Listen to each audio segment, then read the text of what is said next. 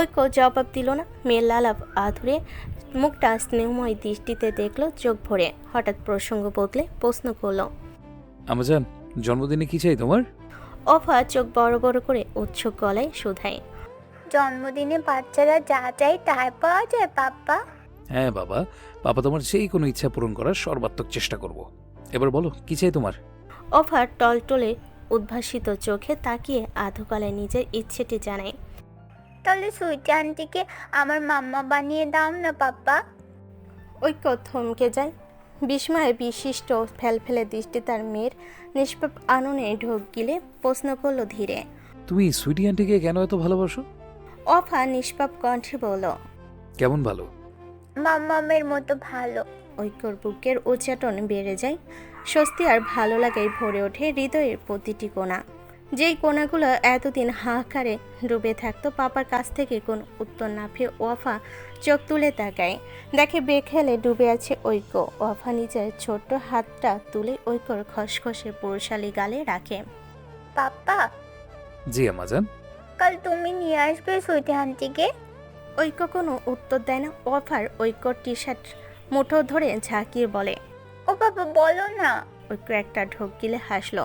মেয়ে টটরসে গালে চুমু খেয়ে বলল, আনবো আম্মাজান, ভেরি সুন তোমার সুইটি আন্টি তোমার কাছে চলে আসবে। আমার মাম্মা হয়ে যাবে সুইটি আন্টি? ইনশাল্লাহ সুইটি আন্টি তোমার মাম্মা হয়েই আসবে। ওফা সজল নেত্রে তাকালো। নিজের বুড়ো আঙ্গুল ঐক্যর সামনে বাড়িয়ে ধরে বলল, প্রমিস। ঐক্য হেসে বুড়ো আঙ্গুলটা নিজের হাতের মুঠোয় নিয়ে বলল, প্রমিস। ঘড়িতে বেলা 11টা। আজ চৌধুরী ভেলাই আড়ম্বরপূর্ণ পরিবেশ লক্ষ্য করা যাচ্ছে।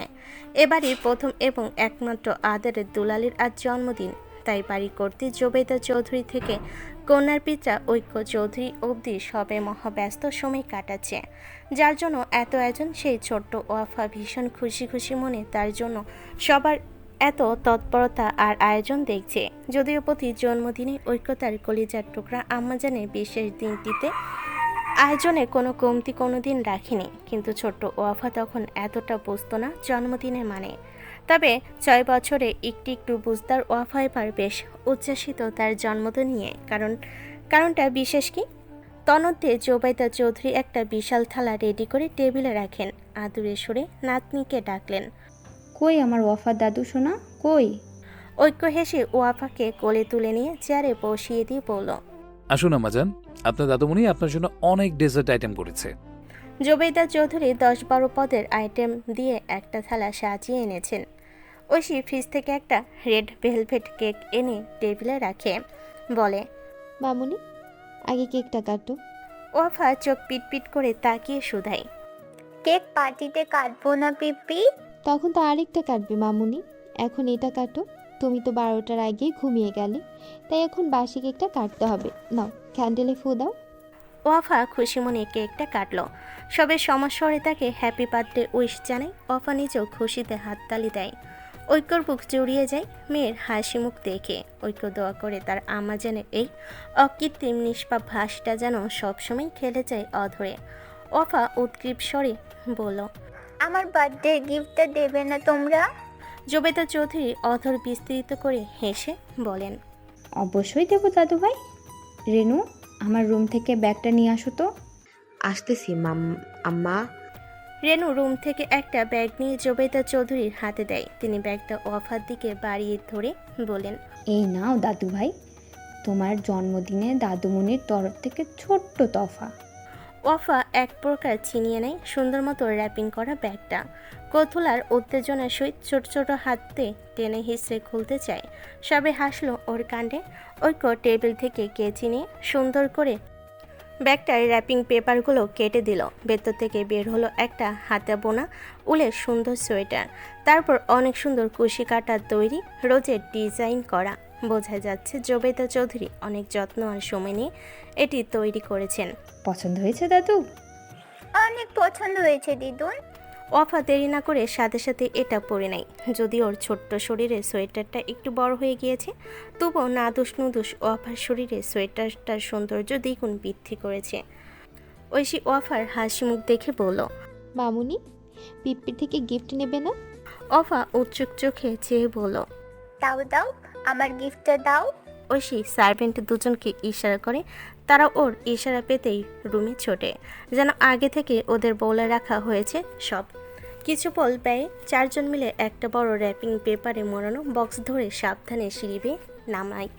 অফা হাঁ করে তাকিয়ে বলল, ও মা, পিপি এত বড় বক্স! ঐক্য নিজেও অবাক হয়ে এত বড় একটা বক্স দেখে। বক্সটা মেঝেতে রেখে ওরা সরে দাঁড়ায়। ঐশী হাসি মুখে বলল, নাও মামুনি, এবার তোমার গিফটটি আনবক্স করো। অফা দু হাত বাড়িয়ে দেয় ওকে চেয়ার ছেড়ে নামিয়ে দেওয়ার জন্য। ঐক্য কোলে তুলে ওকে নামিয়ে দিতে দেরি, ওর দৌড়ে বক্সটার উপরে হামলে পড়তে দেরি হয় না। হাঁপাতে হাঁপাতে শুধাই, এত বিগ বক্সটাই কি আছে পিপি? তুমি নিজেই খুলে দেখো। এই নাও সিজার। ঐশী কাঁচি এগিয়ে দিয়ে বলল। অফা কেচিটা হাতে নিয়ে রিবন দিয়ে বক্সটার বাঁধা বোটাই কেচি চালাই। হঠাৎ ঝপাত করে চারিদিক থেকে কার্টুন পেপারগুলো সরে যায়। দৃশ্যমান হয় একটা ছোট্ট মেনিকুইন, যার শরীরে জড়ানো ডার্ক রেড কালারের একটা প্লাপি ফ্লোরাল গাউন। ড্রেসটা ঐশী স্পেশালভাবে ডিজনি প্রিন্সেস থিমের বানিয়েছে। অফা ডিজনি প্রিন্সেসদের ডাইহার্ট ফ্যান। অফা নিচের নরম গালে দু হাত রেখে বিস্ময়ী জানান দিল। ও মাই গড, এটা তো অরোরা! সবাই হেসে দিল ওর ঢং দেখে। ঐশী ওর গাল টেনে বলল, পছন্দ হয়েছে ঢঙ্গি রানী? অফা খুশিতে ঐশীর কোমর জড়িয়ে ওর পা দুটোর উপর নিচ নাচিয়ে উচ্ছ্বাসিত গলায় বলল, অনেক পছন্দ হয়েছে পিপি। এটা একদম স্লিপিং বিউটির অরোরার ড্রেসটার মতো। Many many thanks. It's thanks আম্মাজান। হ্যাঁ হ্যাঁ, থ্যাঙ্কস। ঐক্য হতাশ শ্বাস ফেলে আবার হেসে দিল। বাড়ির মেয়েটাও যে যার সাধ্যমতো ওয়াফাকে ডল, চকলেট, ড্রেস গিফট দিল।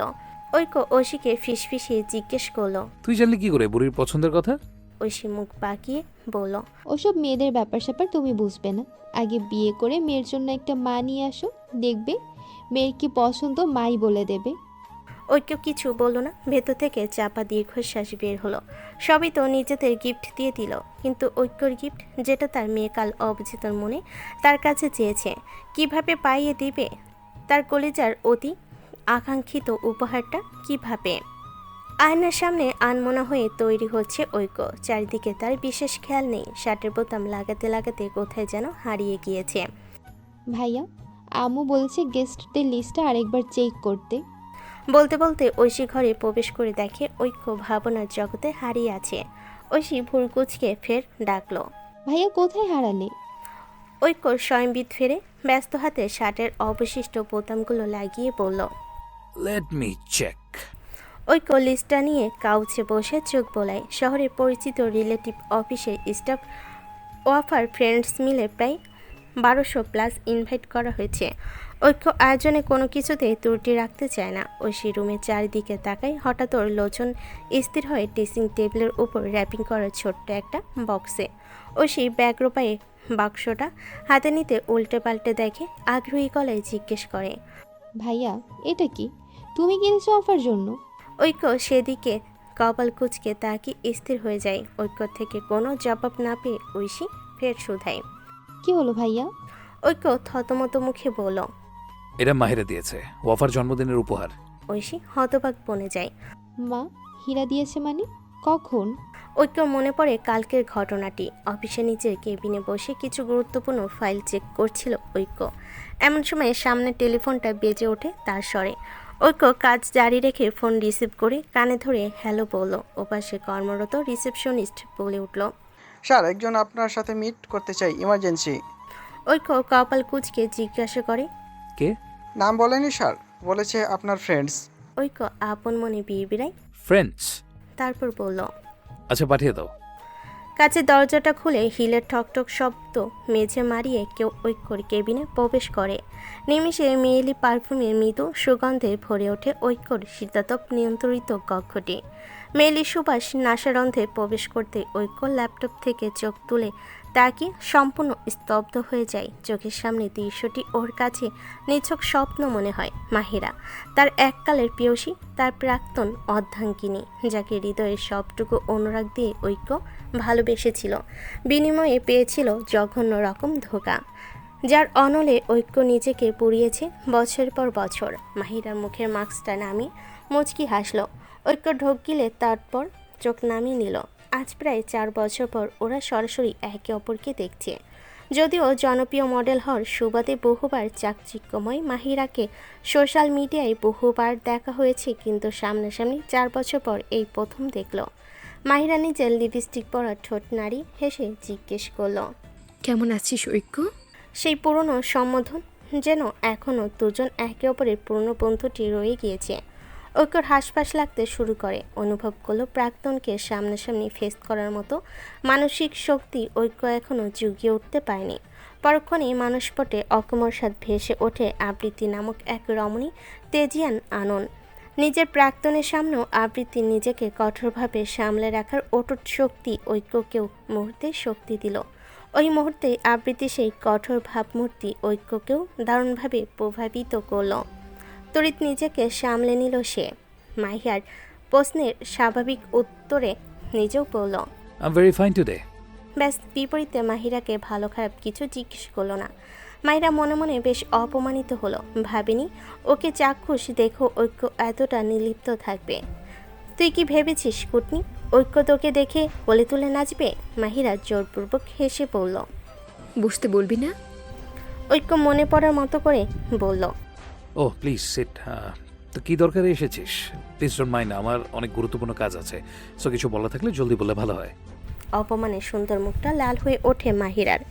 কি ভেবে এখানে এসেছিল আর হলো কি? ও তো ভেবেছিল ঐক্য ওকে দেখে ইমোশনাল হয়ে পড়বে, কিন্তু এই ঐক্য যেন বহু আছে না। মাহিরা আগের ঐক্যর সাথে মেলাতে পারে না কিছুই। কেন ওর এত পরিবর্তন হঠাৎ? ও যতদূর খবর নিয়ে জানতে পেরেছে ঐক্য নেশা করে ক্লাবে পড়ে থাকে। মাহিরা কত খুশি ছিল এতদিন এই ভেবে যে ঐক্য তাকে ভুলতে না পেরে ওকে হারিয়ে ফেলার আফসোসে এসে অ্যাডিক্টেড হয়ে পড়েছে। কিন্তু এখানে ওর করা ব্যবহার তো ভিন্ন কথা বলছে। কি হলো? What you want to say? যা বলার জলদি বলে প্লিজ লিভ। মাহিরা কান দিয়ে ধোয়া ছুটে যাচ্ছে। এখানে এভাবে চলে আসা যে কত বড় বোকামি হয়েছে তা এখন হাড়ে হাড়ে টের পাচ্ছে। নিজেকে লজ্জা থেকে বাঁচাতে তড়িঘড়ি করে পার্স থেকে একটা বক্স বের করে টেবিলে রাখে। ঐক্য জিনিসটা দেখে ভুরু কুঁচকে জিজ্ঞেস করে, হোয়াট ইজ দিস? মাহিরা গদগদ বচনে বলল, কাল তো মেয়ের জন্মদিন। এবারে যেহেতু বিডিতে আছি তাই ভাবলাম ওর জন্য একটা গিফট কিনি। এখানে অনেক এক্সপেন্সিভ একটা ডায়মন্ডের ব্র্যান্ডেড আছে।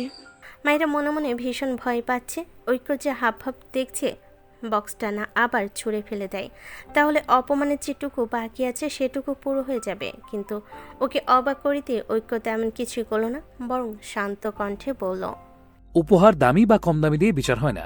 এটার পেছনে কতটুকু ভালোবাসা আছে সেটাই মুখ্য। কিন্তু কিছু অল্প পানির মাছেদের কাছে জীবন, আবেগ, অনুভূতি মানেই টাকা। এরা টাকার জন্য সব করতে পারে। মাহিরা লজ্জায় মাটির সাথে মিশে যাচ্ছে। ঐক্য প্রতিটা কথা ওর কানে শুল হয়ে পিচ্ছে। ইচ্ছে করছে এক ছুটে পালাতে এখান থেকে। গিফট দেওয়া হয়েছে?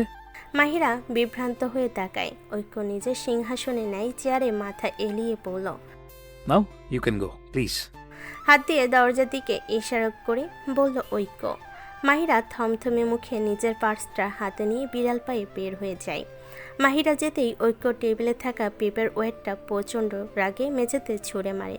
শরীরের কোটটা খুলে ছুঁড়ে মারে ডিভাইনে। হাঁপাতে হাঁপাতে বিড়বিড় করে আওড়ায়, প্রতারক। তুই ওই স্লাটটার থেকে গিফট কেন নিলি ভাইয়া? এখন কি নিজের মেয়েকে তুই এই গিফটটা দিবি? প্রচণ্ড রাগে কাঁপতে কাঁপতে বলল ঐশী। ঐক্য ঠোঁট বেঁকিয়ে হেসে বলল, এই নেক পিসটা রেনুকে দিয়ে যা। মানে? ঐশী বিভ্রান্ত গলা। ঐক্য নিজের কাছে মগ্ন থেকে শান্ত স্বরে বলল, মানে হলো আমার আম্মাজানের এত আকাল পড়েনি যে তার মায়ের শরীর বেচা টাকায় কেনা গিফট নিতে হবে। ঐশী মনে মনে ভীষণ সন্তুষ্ট হলো। ঐক্যর এমন কঠোর প্রতিক্রিয়া আশা করেনি ও। বিশ্বাস করতে কষ্ট হলো তার ছ্যাঁকাখোর ভাই ওই মাহিরার এত কোল্ডলি ফেস করে এসেছে। ইনক্রেডিবল। কিন্তু সাহেবের হঠাৎ এত পরিবর্তনে কি সেই বিশেষ কারণ? উজ্জ্বল ফর্সা শরীরে কালো মসলিন শাড়িটা জড়িয়ে আবৃত্তি নিজেকে আয়নায় দেখে। ফর্সবরণ গায়ের রংটা একদম ফুটে আছে। আজ বহুদিন বাদে শাড়ি নামক বস্তুটা আবার জড়িয়ে আবৃত্তি অদ্ভুত অনুভূতি হচ্ছে। এই শাড়ি নামক বস্তুটা ছিল তার অধিকার, যেটা পরিধানে আবৃত্তির বৈধ হক ছিল। কিন্তু ভাগ্য কিছু মানুষের নোংরামি ওর বদন থেকে জোরপূর্বক এই মূল্যবান বস্ত্রটিকে ত্যাগ করতে বাধ্য করেছে। দীর্ঘশ্বাস ফেলে চুলে খোপা করতে গিয়েও কি মনে করে যেন আবৃত্তি চুলগুলো আজ খোলাই রাখলো। বহুদিন বাদে পছন্দের মেরুন রঙের কমলার কুয়ার মতো ওষ্ঠ দুটিকে রাঙ্গালো। হাতে পড়ল সেই কলেজ জীবনের কেনা একগাছি কালো রেশমি চুড়ি। ব্যাস এই সাধারণ সাজেও যেন আবৃত্তিকে অসাধারণ করে তুলেছে। আয়নে নিজের লাস্যময়ী প্রতিচ্ছবি দেখে আবৃত্তি আজ প্রথমবার অনুধাবন করে ও সুন্দর, খুব খুব সুন্দর। ওর সৌন্দর্য ওর সরলতায়, ওর সৌন্দর্য ওর মাতৃত্বে, ওর সৌন্দর্য ওর ব্যক্তিত্বে। মুচকি হেসে আবৃত্তি ফোন চেক করলো। সন্ধ্যা 7টা বাজতে আর মিনিট 20 বাকি। অফার বার্থডে পার্টি শুরু হবে রাত 8টায়। Venue royal convention hall. মাম্মা দেখো তো আমার কেমন দেখাচ্ছে। আরশানের আধস্বর আবৃত্তির কনে পৌঁছাতেই পিছু ফিরে তাকালো। কালো স্যুট প্যান্ট পরনে ছোট্ট আরশান ছেলের এই রূপে আবৃত্তি মুগ্ধতায় চেয়েও কষ্ট অনুভব বেশি করলো, কেননা ছেলের আদলে যেন সাক্ষাৎ ধ্রুব ওয়াহিদ তার সামনে। আবৃত্তির বুক ছিঁড়ে দীর্ঘশ্বাস বের হলো। মেঝেতে হাঁটু গেড়ে বসে দুহাত বাড়াতে দেরি আরশানে ঝাঁপিয়ে পড়তে দেরি হয়নি। জোরপূর্বক ঠোঁটে মেকি হাসি ঝুলিয়ে আবৃত্তি বলল, একদম রাজপুত্রের মতো দেখাচ্ছে আমার বাবাকে। ধপ করে আরশানের ঠোঁটের হাসি নিভে যায়। আরশানকে হঠাৎ মুখ গোমরা করতে দেখে আবৃত্তি কপাল কুঁচকে বলল। কি হয়েছে বাবা? আরশান ঠোঁট ফুলিয়ে বলল, মামু বলেছে আমাকে অনেক হ্যান্ডসাম দেখাচ্ছে, একদম হিরোর মতো। তাহলে তুমি বলছো কেন রাজপুত্রের মতো? ছেলের রাগের অদ্ভুত কারণ দেখে ফিক করে হেসে ফেলে আবৃত্তি। হ্যাঁ, তো হিরোর থেকেও সুন্দর লাগছে মাশাআল্লাহ। না না, বলো হিরোর মতো লাগছে, বলো। আবৃত্তি কপাল চাপায় নিজের। হ্যাঁ বাবা, ধরুন আপনাকে হিরোর মতো লাগছে। আপনার সামনে তো বলিউড হলিউডের হিরোরাও কম পড়বে। কি এত কথা বলছিস দুজন? যাবি না? দেরি হচ্ছে তো। আবৃত্তি তাকিয়ে দেখে একই রকম স্যুট সেট পরে আহান তৈরি হয়ে এসেছে। নিজের সুদর্শন ভাইকে দেখে আবৃত্তি মনে মনে মাশাল্লাহ পড়ে নিল। বলল, এই তোমার হিরোর প্রশংসা করছিলাম, তুইও একটু কর। আন হেসে আরশানকে কোলে তুলে নেয়। হিয়াদের এত প্রশংসা করতে হয় না, তারা জন্মগত হ্যান্ডসাম। এখন চল, দেরি হচ্ছে। আবৃত্তি হেসে পার্সটা তুলল। বলল, গিফট বক্সটা? এটা অন দ্য ওয়ে পিক করে নিব। ওরা ড্রয়িং রুমে আসতেই বাসার কলিং বেলটা বেজে উঠল। জাহানারা বলেন, এ সময় আবার কে এলো? আচ্ছা দেখছি আমি, তোরা না হয় বের হয়ে যা। জাহানারা বেগম দরজা খুলতে আবৃত্তিকে থমকে যায়। ভীষণ অপ্রত্যাশিত কিছু দেখার মতো চমক দেখা যায় সবার নয়ন যুগলে। হতভম্ব হয়ে আওড়ায়। আপনি? অসুস্থ বিধ্বস্ত এরা দরজার হাতল ধরে দাঁড়িয়ে আছে। জীর্ণশীর্ণ গাঁটে ভারী পেটটা স্পষ্ট। আবৃত্তি সেদিকে তাকিয়ে ব্যথিত ঢোক গিলে। জাহানারা বেগম মাথায় হাত দিয়ে আর্তনাদ করে বলেন, ইয়া আল্লাহ, এই কালনাগিনী আমার দরজায় কেন আসলি? আবৃত্তির হুঁশ ফিরে অবুঝ চোখে ইরার দিকে তাকিয়ে থাকে। ইরাকে এখানে দেখে কি প্রতিক্রিয়া দেখাবে বুঝতে পারছে না। ইরা ভগ্নপ্রায় গলায় বলে উঠল, আবৃত্তি, আমার তোমার সাথে কিছু কথা আছে। জাহানারা বেগম তেলে বেগুনে জ্বলে ওঠেন। এই এই, এত কিছুর পরও কিসের কথা আমার মেয়ের সাথে তোর? হ্যাঁ, ওর স্বামী সংসার খেয়েও তোর শান্তি মিলেনি, এসেছিস আবার আমার মেয়ের বাকি শান্তিটুকু নষ্ট করতে? আবৃত্তি আরশানের দিকে তাকালো। বাচ্চাটা চোখ বড় বড় করে অবুঝ চোখে দেখছে সব। মাথা মতো। আহান প্লিজ মা, আর আষ্টানের নিয়ে ভেতরে যা। আমি কোনো সিনগ্রেট চাইছি না। আহান দাঁত চেপে শক্ত হয়ে দাঁড়িয়েছিল। নারীদের ভীষণ সম্মান করে আহান, কিন্তু ইরাকে দেখে এই মুহূর্তে ওর ঘৃণা হচ্ছে, ভীষণ ঘৃণা। আহান ভাগ্নেকে কোলে তুলে জাহানারা বেগমকে জোরপূর্বক ভেতরের রুমে নিয়ে দরজা আটকে দিল। ভেতরে আসুন। আবৃত্তি শান্ত গলা। ইরা ঠকিলে গুটি গুটি পায়ে ভেতরে আসে। সাজসজ্জিত আবৃত্তিকে দেখে অস্থিরতা অনুভব করে ওর ভেতর থেকে। এ মেয়েটার ঘর ভেঙেছে ইরা পরিকল্পনা করে, ভয়ঙ্কর পরিকল্পনা। অস্বীকার করবে না। ধ্রুবকে পাওয়ার পাশাপাশি আবৃত্তির প্রতি হিংসাত্মক মনোভাব ওর সেই ঘৃণ্য পরিকল্পনাকে ত্বরান্তরিত করেছে। কিন্তু কি হলো? সব হারিয়েও আবৃত্তিকে কোনো মলিনতায় স্পর্শ করতে পেরেছি কি? আরও ও যেন সব পেয়েও কিছুই পায়নি। এখানে বসুন। এরা বসতে আবৃত্তি শান্ত হয়ে শুধায়। তা কি কোনো বিশেষ প্রয়োজনে আসা হয়েছে? তাও এই ভর সন্ধ্যায়? আপনার স্বামী জানে কেউ কিছু জানে না। কেন এসেছেন? এরা অস্ফুটে বলল। ক্ষমা চাইতে। কিসের ক্ষমা? তোমার সাথে যা কিছু করেছি তার জন্য। ও আচ্ছা, কিন্তু আজ হঠাৎ করে কি মনে করে ক্ষমা চাইতে এলেন মিসেস ওয়াহিদ? এ পর্যায়ে এরা চোখ জোড়া ছলছল করে ওঠে। বুঝে আসা গলায় হঠাৎ বলল। আমি আর পারছি না, সব কিছু থেকেও অতৃপ্তির গহ্বরে তলিয়ে যাচ্ছে আমি। আবৃত্তি, আমাকে বাঁচাও, ক্ষমা করো, মুক্তি দাও এই দহন থেকে। যে নারী আবৃত্তির সাজানো গোছানো সংসারটা তছনছ করেছে তা সে ঘরের মতো, যার জন্য নিজের সবটুকু চেষ্টা ব্যয়ের পরও 6 বছরের সংসার জীবনে ধ্রুবর কাছ থেকে স্রেফ অবহেলা কুড়িয়েছে, যার জন্য তার সন্তানকে আজীবনের জন্য পিতার স্নেহ থেকে বঞ্চিত হতে হয়েছে, তাকে কি এত সহজে ক্ষমা করা যায়? না, আবৃত্তি এত মহান হয়তো হতে পারবে না কখনো। ওর এখনও মনে পড়ে অতীতের বিভীষিকা, যখন দিনের পর দিন ও খেটে গিয়েছে শুধুমাত্র ধ্রুবর মনে একটুখানি জায়গা পাওয়ার আশায়।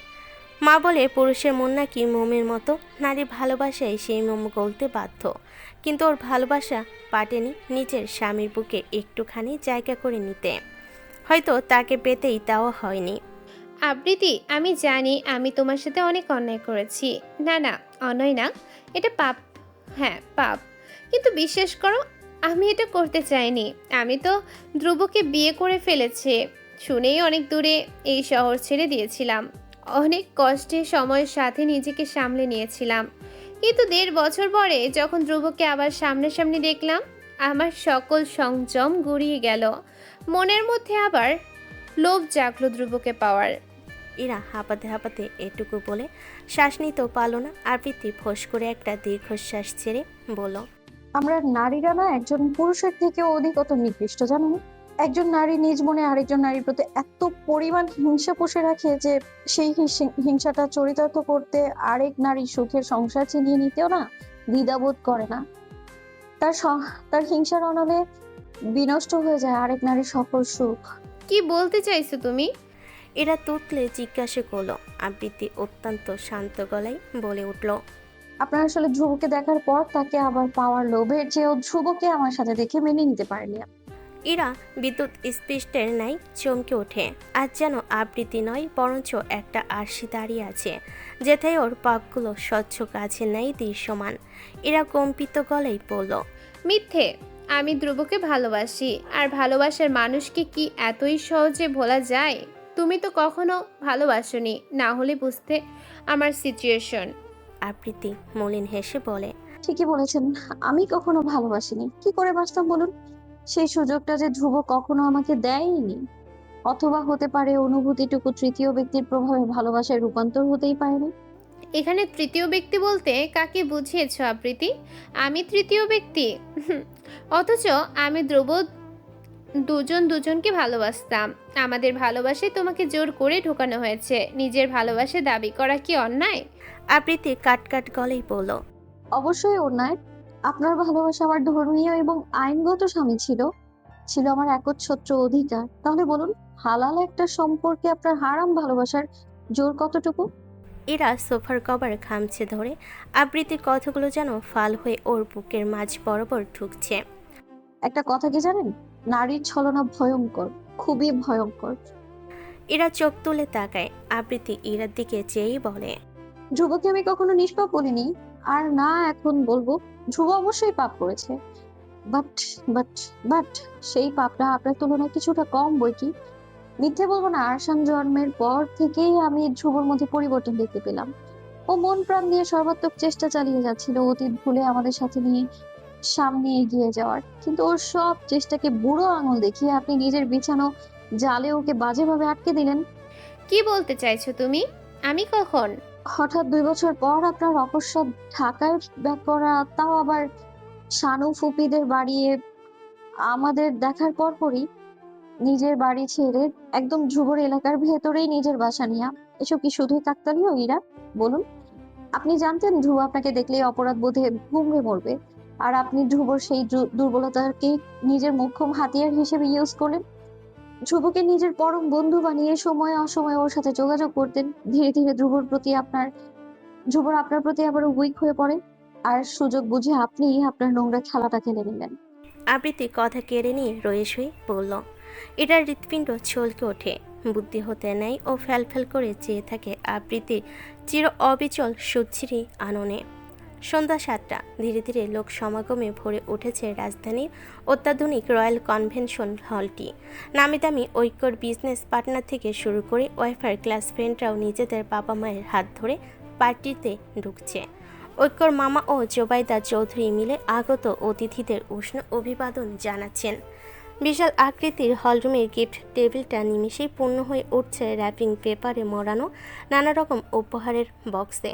সবাই নিজেদের মতো সফট ড্রিঙ্কস হাতে খোশ গল্পে মেতে আছে নিজেদের মতো। হঠাৎ হলরুমের কেন্দ্রস্থলে কয়েকটি কালারফুল স্পটলাইট জ্বলে ওঠে। মুহূর্তে সবার মনোযোগ সেদিকে স্থির হয়। ডার্ক রেড কালারের ডিজনি প্রিন্সেস গাউনটা পরে বাবার পিপ্পির হাত ধরে সিঁড়ি বেয়ে নামছে ওয়াফা, যেন সত্যিকার অর্থে রূপকথার রাজকন্যা বাস্তবে আবির্ভূত হয়েছে। নিমিষেই সবাই মুগ্ধ হয়ে যায় ঐক্যর আদুরে পরিটাকে দেখে। জবেদা চৌধুরী মনে মনে দুবার মাশাল্লাহ পড়ে নেন। ওয়াফা গুটি গুটি পায় ঐক্যর হাত ধরে মিডলে আসতেই সব লাইটগুলো জ্বলে ওঠে। সবাই সমস্বরে ওয়েলকাম আওয়ার বার্থডে গার্ল বলে করতালি দেয়। সবার করতালিতে ওয়াফার ডাগর নয়নজোড়া উদ্ভাসিত হয়ে ওঠে। আজকে সব কিছু ওর জন্য, এটা ওর ছোট্ট মনে উপলব্ধি হতেই খুশির পরিমাণ বৃদ্ধি পায় দ্বিগুণ হারে। ঐশী শাড়ি সামলে পিছু পিছু মন্থর গদিতে নেমে দাঁড়ায়। ও আজ পরেছে সবার সাথে ড্রেস কোড মিলিয়ে ব্ল্যাক সিল্কের কারচুপি সিকোয়েন্সের শাড়ি। এই নিয়ে জীবনে ওর হাতে গোনা একবার শাড়ি পরা হয়েছে। পড়বে কিভাবে? মেডিকেলে মোটা মোটা বইগুলো পড়তে তো জৈবন পার হয়ে যাচ্ছে। অনভ্যস্ত হওয়ায় তাই শাড়িটা সামলাতে বেশ বেগ পোয়াতে হচ্ছে।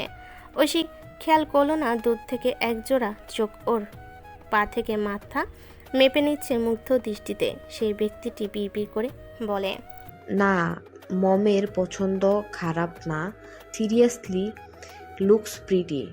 অফার ফ্রেন্ডরা সবাই দৌড়ে এসে ওকে ঘিরে ধরে। ঐক্য হেসে সরে দাঁড়ায়। হঠাৎ কিছু একটা মনে পড়তে ও চারিদিকে তাকায়, কিন্তু কাঙ্ক্ষিত ব্যক্তিদের খুঁজে পায় না। ভুরু কুচকে আপন মনে বিড়বিড় করে বলে, কি ব্যাপার, মিস আবৃতিরা এখনো আসলেন না? ঐক্য ঐক্য পিছনে তাকিয়ে দেখে ওর সবচেয়ে প্রিয় বন্ধু সোহান। ঐক্য হেসে সোহানকে জড়িয়ে ধরে অবাক গলায় বলে, হোয়াট আ সারপ্রাইজ সোহান, আসলি কখন? তুই না বললি ফিরতে ফিরতে মিডনাইট হবে? সোহান ঐক্যকে ছাড়িয়ে হেসে বলে, I want to surprise you dude, তাই বলছি ফিরতে লেট হবে। আঙ্কেল আন্টি এসেছেন? হ্যাঁ, ওই তো জুবাইদা খালামুনির সাথে কথা বলছেন। এই বলে পকেট থেকে একটা বক্স বের করে বলে, এটা ওয়াইফা মামুনির জন্য, যাই ওয়াইফা বেবির গিফটটা দিয়ে আসি। ঐশী ওয়াফার পাশেই দাঁড়িয়েছিল। ও বারবার ফোন চেক করছে। প্রায় আধা ঘন্টা পূর্বে আহান মেসেজ পাঠিয়েছিল ওরা বের হচ্ছে, কিন্তু এখনো কেন পৌঁছায়নি কে জানে। এতক্ষণ তো পৌঁছে যাওয়ার কথা। সোহান এগিয়ে গিয়ে একদম ঐশীর সামনাসামনি দাঁড়ায়। সামনে ফর্সা লম্বা মতন একজন যুবকের উপস্থিতি লক্ষ্য করে ঐশী মাথা তুলে তাকায়। অবাক গলায় বলে, সোহানের হাসি মুখ ধপ করে নিভে যায়। ঐশী মুখে ভাইয়া ডাক শুনে বেশ অবাক হয়ে মনে মনে ভাবে, কি ব্যাপার, ঐশী কি কিছুই জানে না? মুখ দেখে তো মনে হচ্ছে না। ও তো ভেবেছিল ঐশী ওকে দেখে লজ্জা পাবে ভীষণ, কিন্তু এই মেয়ে তো একদম স্বাভাবিক। বা বেশ অ্যাডভান্স তো, নট ব্যাড। কি হলো ভাইয়া, কোথায় হারালেন?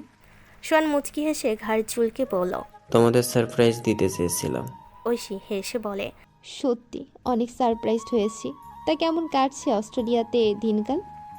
ভালোই। তোমার পড়াশোনা কেমন চলছে? ফাইনাল ইয়ার না? হ্যাঁ, ভালোই চলছে। গুড। তাহলে আমি একজন উডবি ডক্টরের সাথে কথা বলছি। ঐশী লজ্জা পেয়ে বলল, দোয়া করবেন ভাইয়া। আবার ভাইয়া? সোহান মনে মনে সূচক শব্দ করে। সোহান গিফট বক্সটা ঐশীর হাতে ধরিয়ে দিয়ে বলে, এটাতে একটা ডায়মন্ডের পেন্ডেন্ট আছে, আমার পক্ষ থেকে ওয়াফার জন্য ছোট্ট গিফট। ওকে এখনই পরিয়ে দাও প্লিজ। আচ্ছা। ওয়াফা মামুনি, দেখো তোমার একটা আঙ্কেল এটা তোমাকে উপহার দিয়েছে, এসো পরিয়ে দিই। অফা চোখ তুলে সোহানকে দেখে বলে, থ্যাঙ্কস আঙ্কেল। সোহান ওর ফুলকো গাল দুটো টিপে বলল, you are most welcome princess. Aishi হেসে ওয়াফাকে লকেটটা পরিয়ে দেয়, কিন্তু ওয়াফার তেমন ভাবাবেগ নেই সেদিকে। উদাস হয়ে চারিদিকে তাকাচ্ছে বারবার। ঐশী তা লক্ষ্য করে কপালে সামান্য কুঁচকে ওর মুখটা তুলে শুধায়। কি হয়েছে মামুনি, তুমি আপসেট কেন? পিপি, সুইটি আন্টির পদ্ম ছেলে কি আসবে না? ও মা, আসবে না কেন? তারা বোধহয় রাস্তায় আছে। যদিও ঐশী নিজেও চিন্তিত। আজ বিশেষ একজনের জন্য বড় শখ করে শাড়ি জড়িয়েছে শরীরে, শুধুমাত্র তার জন্য। কিন্তু মহাশয় কোথায়? ঘূর্ণয়মান ঘড়ির কাঁটা তার নিজ গতিতে ছুটতে ছুটতে রাত 8:30টার ঘরে পৌঁছে গেল অফার সুইটি আন্টির দেখা মেলে না। ওদিকে ঐক্যর অনেক দূরবর্তী গেস্ট তারা দিচ্ছিল দ্রুত কেক কাটার জন্য। তাদের আবার ফিরতে হবে আপন নিরালয়ে। ঐক্য ঐশীকে ডেকে চিন্তিত গলে জিজ্ঞেস করল।